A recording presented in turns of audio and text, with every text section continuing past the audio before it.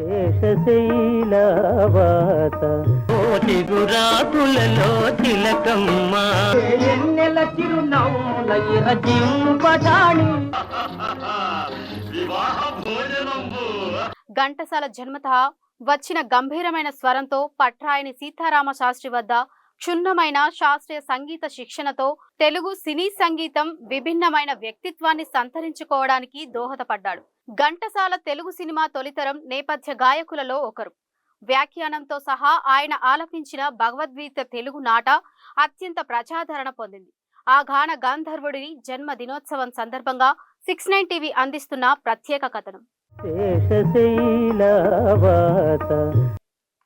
Ghantasala 1922 December 4న Gudivada సమీపంలోని చౌటుప్పలి గ్రామంలో ఘంటసాల సూర్యనారాయణ రత్నమ్మ అనే బ్రాహ్మణ దంపతులకు జన్మించాడు. సూర్యనారాయణ మృదంగం వాయిస్తూ భజనలు చేసేవారు. ఘంటసాలను భుజం పైన కూర్చోబెట్టుకుని పాటలు పాడుతూ సంగీతం సభాస్థలికి తీసుకెళ్లేవారు.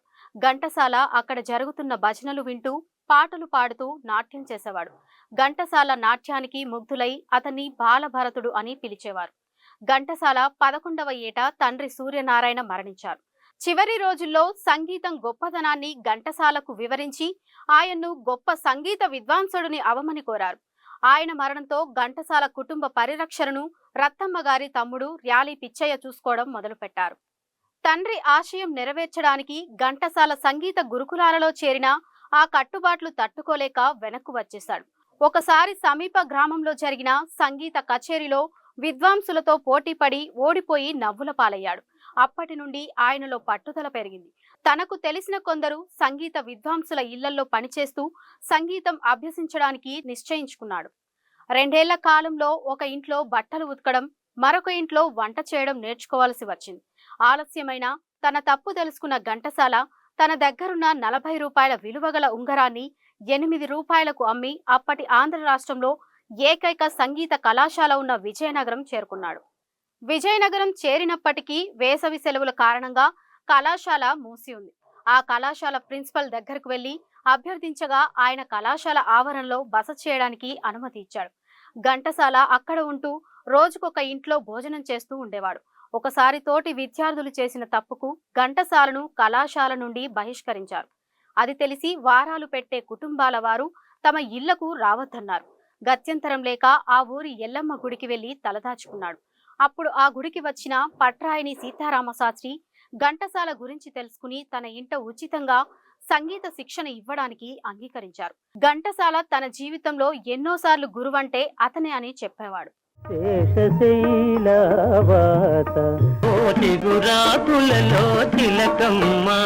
ఎన్నెల చిరునవ్వుల ఇరజింపటాణి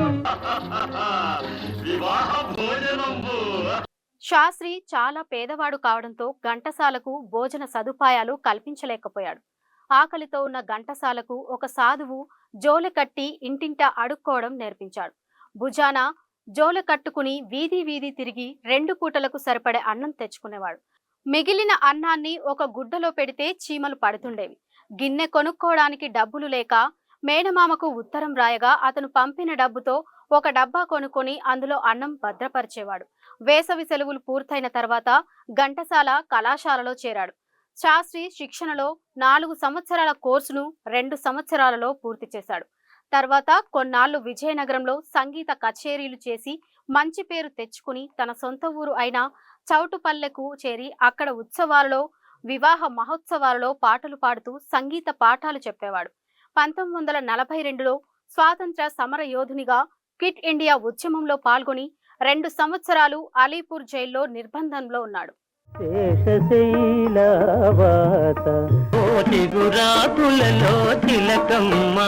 ఎన్నెల చిరునవ్వుల ఇరజింపటాణి 1944 మార్చి 4న ఘంటసాల తన మేనకోడలైన సావిత్రిని పెళ్లి చేసుకున్నాడు. ఆ రోజు సాయంత్రం తన పెళ్లికి తానే కచేరీ చేసి అందరినీ ఆశ్చర్యానందంలో ముంచెత్తాడు. కొన్నాళ్లకు దగ్గర ఊరికి సముద్రాల రాఘవాచారులు వచ్చినప్పుడు ఆయన్ను కలిశాడు. ఘంటసాల సామర్థ్యం గ్రహించిన సముద్రాల ఘంటసాలను మద్రాసుకు వచ్చి కలుసుకోమన్నాడు. ఘంటసాల 2 నెలలు కష్టపడి కచేరీలు చేసి కొంత అప్పు చేసి మద్రాసు వెళ్ళాడు. సముద్రాల ఘంటసాలను రేణుకా ఫిలిమ్స్ కు తీసుకెళ్లి చిత్తూరు నాగయ్య, బిఎన్ రెడ్డిల ముందు పట కచేరీ చేయించాడు. వారిరువురు ఘంటసాలల పాట విని అవకాశాలు ఉన్నప్పుడు ఇస్తామన్నారు. సముద్రాల వారి ఇల్లు చాలా చిన్నది కావడంతో అతనికి ఇబ్బంది కలిగించడం ఇష్టం లేక ఘంటసాల తన మకాంను పానగల్ పార్కు వాచ్మన్ కు నెలకు 2 రూపాయలు చెల్లించే పద్ధతిపై అక్కడకు మార్చాడు. పగలంతా అవకాశాల కోసం వెతికి రాత్రికి పార్కులో నిద్రించేవాడు. చివరికి సముద్రాల అప్పటి మద్రాసు రేడియో కేంద్రంలో లలిత గీతాల గాయకుడి అవకాశాన్ని ఇప్పించాడు. ఇలా పాటలు పాడుతూ మరోవైపు సినిమాల్లో చిన్న చిన్న వేషాలు వేసేవాడు. మరోవైపు బృందగానాలు చేస్తూ నెమ్మదిగా సినీరంగ ప్రముఖుల గుర్తింపు పొందాడు. ఘంటసాల చేత తరచూ పాటలు పాడించుకుని ఆస్వాదించే చిత్తూరు నాగయ్య, బిఎన్ రెడ్డిలు తమ సినిమా స్వర్గసీమలో మొదటిసారి నేపథ్య గాయకుడి అవకాశాన్ని ఇచ్చారు. భానుమతి పక్కన భయపడుతూ ఘంటసాల పాట పాడుతుంటే భానుమతి, నాగయ్యలు ధైర్యం చెప్పేవారు. ఆ పాటకు ఆయనకు 116 రూపాయల పారితోషకం లభించింది. తరువాత భానుమతి, రామకృష్ణలు తీసిన రత్నమాల చిత్రానికి సహాయ సంగీత దర్శకునిగా చేసే అవకాశం వచ్చింది. తర్వాత బాలరాజు, మన దేశం వంటి హిట్ చిత్రాలకు కూడా సంగీత దర్శకత్వం వహించాడు.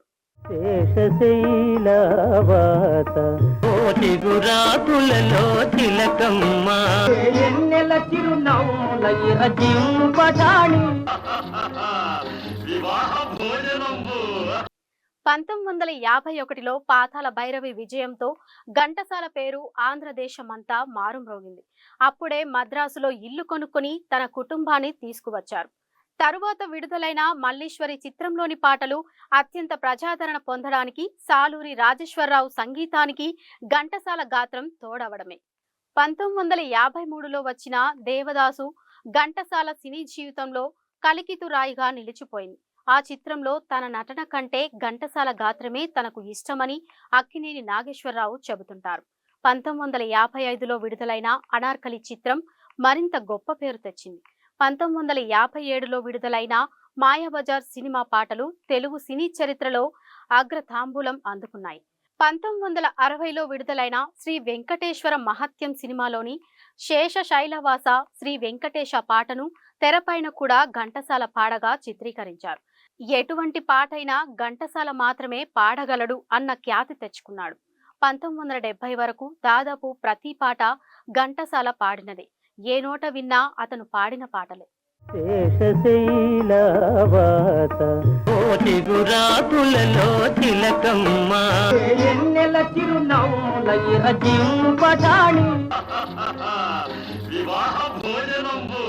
పంతొమ్మిది 1969 నుండి ఘంటసాల తరచూ అనారోగ్యానికి గురయ్యేవాడు.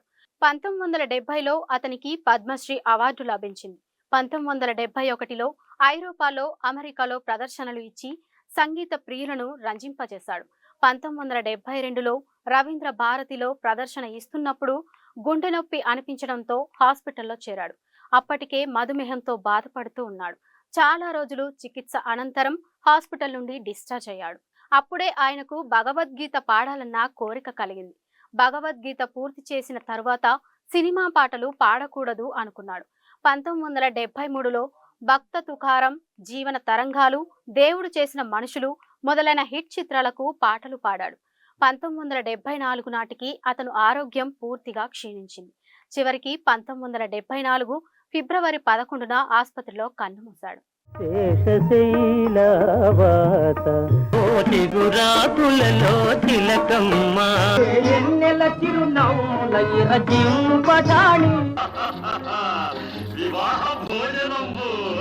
ఘంటసాల ఎంత గొప్ప స్థితికి చేరుకున్నా తనను ఆదరించిన వారిని మరువలేదు. అతను ఎన్నడూ మరొకరిని నొప్పించేవాడు కాదు. కోరిన వారికి కాదనక సహాయం చేసేవాడు. నాడు ఏ తల్లి మొదటి కబలం నా జోలలో వేసిందో ఆమె వాత్సల్యపూరితమైన భిక్ష నాకు అష్టైశ్వర్యాలతో కూడిన భవిష్యత్తును ప్రసాదించింది అని ఎన్నోసార్లు చెప్పేవాడు. మద్రాసులో ఇల్లు కొన్నప్పుడు గురువుగారైన సీతారామ శాస్త్రికి గృహ ప్రవేశానికి రావడానికై టికెట్లు కొని గృహప్రవేశం రోజు 1116 పట్టుబట్టలు వెండి పల్లెంలో సమర్పించి సాష్టాంగ నమస్కారం చేసి ఆయన పట్ల తన గౌరవాన్ని చాటుకున్నాడు. సీతారామ శాస్త్రి గారి కుమారుడు పట్రాయిని సంగీతరావు ఘంటసాల వద్ద సంగీత స్వర సహచరుడిగా ఘంటసాల చివరి శ్వాస వరకు తోడుగా ఆప్త మిత్రుడుగా ఉన్నారు. పానగల్ పార్కులో కష్టాల్లో ఉన్నప్పుడు కూడా తోటి వారికి ఆకలిగా ఉన్నప్పుడు భోజనాలు కల్పించేవాడు.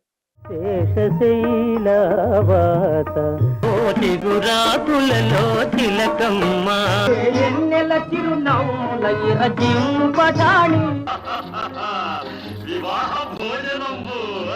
సంగీతాభ్యాసం చేస్తున్న రోజుల్లో తనను అన్న అని పిలిచే స్నేహితుడు పాపారావుకు తాను గొప్పవాడినైతే వాచి కొనిస్తానని ఘంటసాల చెప్పాడు. కొన్నేళ్లకు పాపారావు అన్నా గొప్పవాడి అయ్యావు కదా, నా వాచి ఏది అని ఉత్తరం రాయగా 100 రూపాయలు పంపించాడు. కానీ అప్పటికే పాపారావు టైఫాయిడ్ వచ్చి మరణించాడు. తరువాత పాపారావు కుమారుడు నరసింగరావును తన ఇంట పెంచి తన కుమారుడిగా చూసేవాడు. అంతటి మహోన్నత వ్యక్తి ఘంటసాల. ఘంటసాల జీవిత చరిత్ర ఘంటసాల ది గ్రేట్ అనే పేరుతో సినిమాగా వచ్చింది. దీనికి ఆయన అభిమాని సిహెచ్ రామారావు దర్శకత్వం వహించాడు. ఇందులో గాయకుడు శ్రీ కృష్ణ చైతన్య, అతని భార్య మృదుల జంటగా నటించారు. కానీ ఈ చిత్రం ఘంటసాల కుటుంబ సభ్యులు వ్యతిరేకించడంతో విడుదల కాలేదు. శేషశైలవాత కోటి గురాకులలో తిలకమ్మ ఎన్నెల చిరునవ్వుల ఇరజింపటాణి ఆయన జీవితం అందరికీ ఆదర్శప్రాయం. పేదరికంలో మగ్గుతూ కష్టాలకు ఓర్చి అంత స్థాయికి వచ్చి తెలుగు ప్రజల గుండెల్లో చిరస్థాయిగా నిలిచిన ఘంటసాలకు 6/9 టీవీ మరోసారి నివాళులు అర్పిస్తూ ఇది ఇవాల్టి స్పెషల్ స్టోరీ. మరో స్టోరీతో మళ్ళీ కలుద్దాం. Stay tune to 6/9 TV.